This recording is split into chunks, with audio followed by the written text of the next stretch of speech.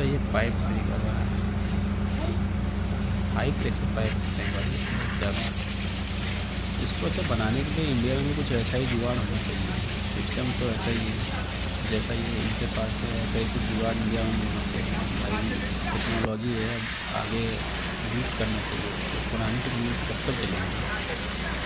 चीज़ों को जल्दी सुधारने के लिए कुछ तो नया लेना ही पड़ेगा ना।